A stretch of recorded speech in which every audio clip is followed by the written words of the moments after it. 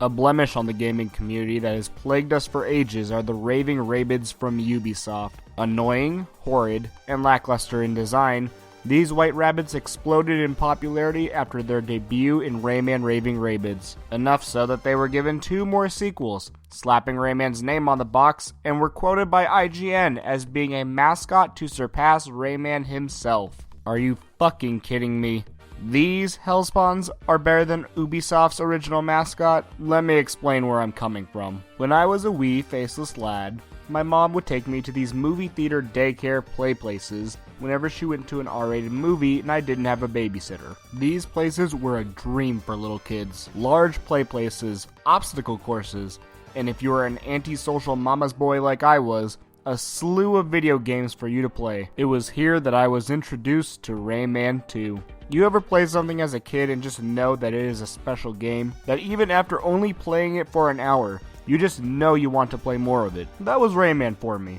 Shortly after that, I became a longtime fan of the series, dabbling a little into the original Rayman, playing Rayman 2, and clearing Rayman 3 at least 100 times because of how fucking good that game was. So naturally, little Faceless would be excited to see Rayman's new game coming to the Wii, Rayman Raving Rabbids, a grab bag of minigames that featured Rayman as the main character, attempting to rescue Glowbox's kids from these demented rabbits. The game wasn't horrible, but I definitely wouldn't call it anything special. When you get down to it, the minigames range from really good to just flat out terrible. In spite of being what I would consider a mediocre title, this game did surprisingly well, and began the dark ages for my helicopter boy. The success of Raving Rabbids allowed for 2 more sequels to the game, each worse than the last, before the Rabbids just eventually split into their very own franchise and abandoned Rayman as a whole. It's for this reason that the Raving Rabbid games aren't even considered mainline Rayman games,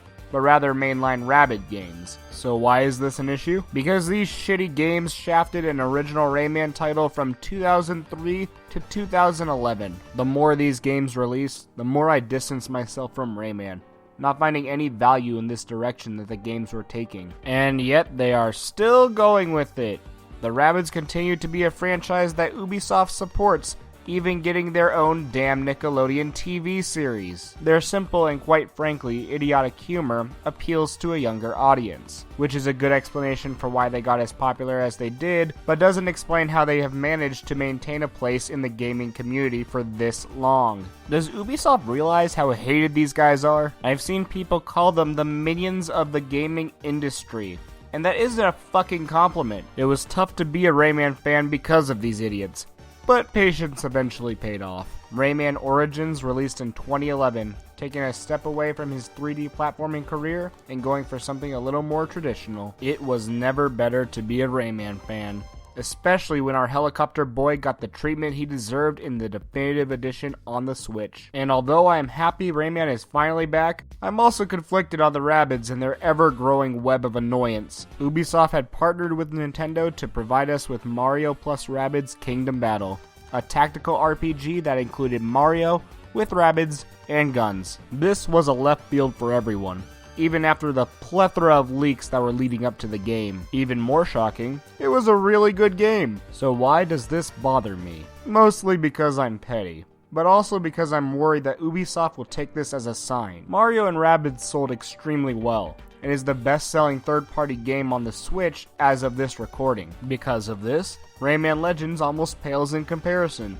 I worry that this will push the focus on Rayman further behind, and the focus on the Rabbids forward. On a more positive outlook, it could mean that both franchises will start to release even better content. Mario and Rabbids, in spite of their inclusion, was a great game, and with Rayman Legends, I was smiling ear to ear, playing my favorite helicopter child for the first time in what felt like forever. I can only hope Rayman doesn't get the same treatment he got last time these fuzzballs did well in the market. I can also hope that Rayman will finally come to Super Smash Bros. You have no idea how much of a tease the Rayman trophy and fake Rayman leak were to me when I was following Smash Bros. 4. I hope one of my favorite series will get better representation, or maybe a new character if I'm lucky, in this new Smash game that's being teased. Though knowing my crappy luck, Rabbid Peach will be the third-party rep for Ubisoft. God help me. We live in an age where Rabbids cosplaying Princess Peach and taking selfies have more relevancy than one of my favorite gaming icons. Thanks for watching this video. Music was done by Jacob Rangel. Check out their shit in the description below. What do you think about the whole Rayman and Rabbids conundrum? Let me know what you think in the comments below. If you liked the video, why not give the like button some love? Or the subscribe button? Or the little bell that gives you notifications? Or if you thought it was shitty, you could at least tell me how I can improve for my next video. Thanks. See ya.